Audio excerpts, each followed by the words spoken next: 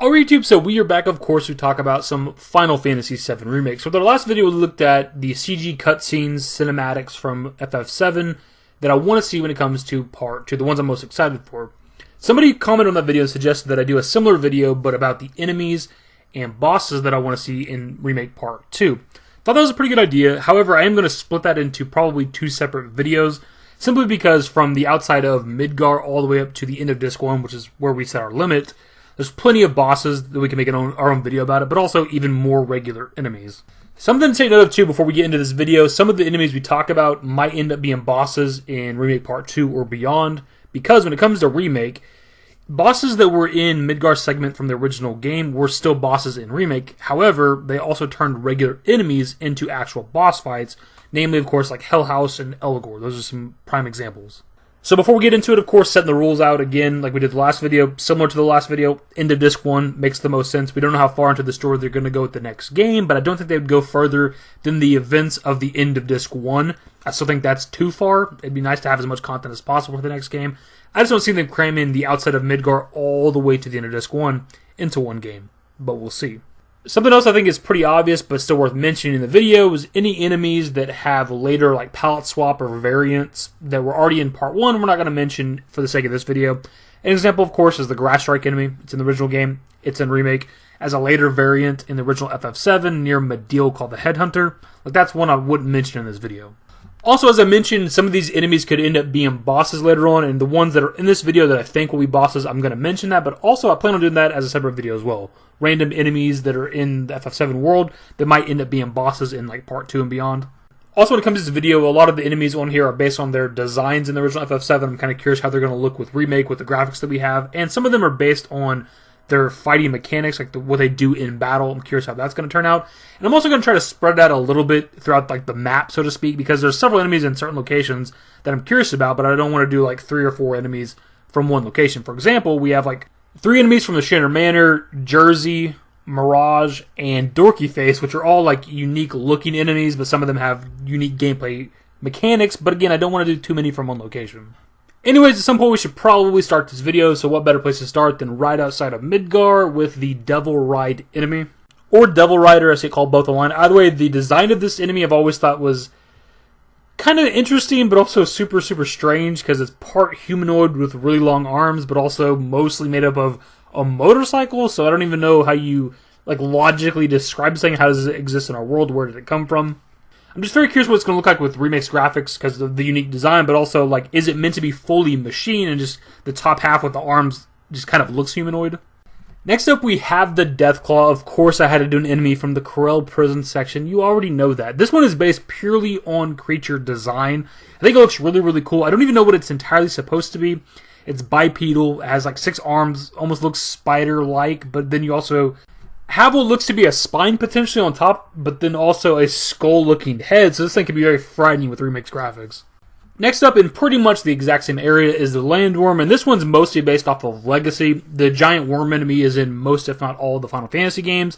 They work differently depending, because in like FF7, it doesn't like swallow one of your teammates, which in a lot of the other games, it'll like swallow a teammate, get them out of the battle sometimes for a couple turns, and maybe there's some games out there where it's permanent for the rest of the battle, I'm not entirely sure. This is one that I think will be a boss in the future Remake games just because of its sheer size and uniqueness, and maybe within Remake it'll actually swallow one of your teammates, keep them out of the battle, which is already a mechanic when it comes to Remake, right? You can already like have enemies that will apprehend one of your teammates. You can usually break them out of it, so maybe if you attack the giant landworm, it'll spit up the teammate or some shit. And next up we have the Heavy Tank, which is a creature that has always stuck with me in terms of its design, and similar to the landworm, I do think it'll be probably a boss, because you can't have this as a random enemy. This like part Triceratops, part tank. How do you explain that? It's got to have like a unique backstory, I feel like. Maybe the Mako brought it back to life. It's the last living dinosaur, somehow fused with the tank or some shit. Could be fully machine as well, potentially. I don't know. Again, it's just the unique design of it. When I go through like the enemies in my head of Final Fantasy VII, this is always one of the first ones I think of, and I don't even know why, because you only fight it near the Gongaga reactor, and that's it. But it's just so weird. So cool in a lot of ways. Next up, we have Grand Gloom, which would also, of course, include Grand Gloom Jr. and Junior Jr. These are just another unique enemy design in the game. These are ones that I don't necessarily think will be a boss, but I could see them making it into a mini-boss or an actual boss just because it already is an enemy that fights in phases or stages, which, of course, the bosses do in Final Fantasy VII Remake. So I can see the potential there. I could see them making this into some sort of like mini boss that, not necessarily like the end of like a chapter type boss or something, but I could see them making like a big deal out of this enemy just because of the way it already fights. And it'd be kind of funny to make this into a harder enemy to fight because they're not really hard at all, of course. Next up we have the enemy 8-Eye, which on the surface isn't necessarily that special. It's just like a pile of meat and eyeballs, which I do think is a pretty cool candidate for an enemy to see within Remake.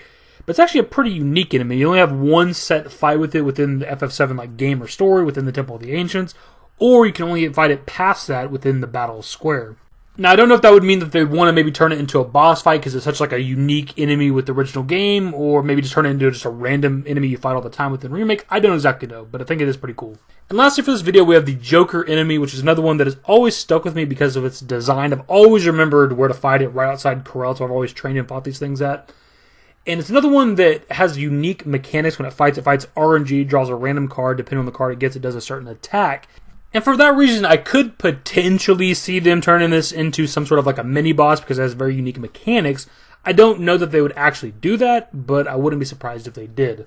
But even aside from the possibility of it being a boss or mini-boss, with its unique fighting style, I wonder how they would handle that in terms of like actually fighting it in a 3D action RPG style, because it like pauses the battle and draws a random card and puts it up on screen to show you what it is.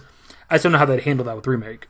But as dudes, that is pretty much the video. Of course, there's a shit ton more enemies in this game that I cannot wait to see when it comes to Remake, and if I were to not limit myself to like, more than like 1 or 2 per location, like the Sunken Gelnica, for example, that's one that's past Disc 1 that has almost every enemy, if I'm not mistaken, on the Sunken Gelnica is badass looking, so of course I want to see those. And again, if we're talking just Disc 1, like I showed earlier, there's several enemies that I'm interested in when it comes to like the Shinra Manor, for example, even like Mountain of Bell and stuff like that. Possibly fighting the Machinoid. I'm going to mention the Machinoid in every video from now on, apparently.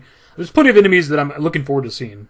But of course, I want to pass it off to you guys in the comment section. You don't got to be limited to just Disc 1. Just what enemies that we haven't seen yet, that weren't in Remake or Intermission, that you're excited to see. Like from Midgar all the way to the end of the fucking game. Like what are you waiting to see? But of course, either way, my dudes, that is the video. Hopefully you enjoyed. If you did, give it a thumbs up. Subscribe to the channel if you guys aren't who wants to have more Final Fantasy VII Remake content. Turn on my notifications. Follow me on Twitter, #DaveYT. On my Discord. The links to my social networks are in the description and in the outro. Later, guys. Used to care what people thought, but now I care more, and nobody out here's got it figured out. So therefore, I've lost all hope of a happy ending, depending on whether or not it's worth it. So insecure, no one's perfect. We spend it with no shame. We blow that like Coltrane. We in here like Rogaine, or leave it like Cobain.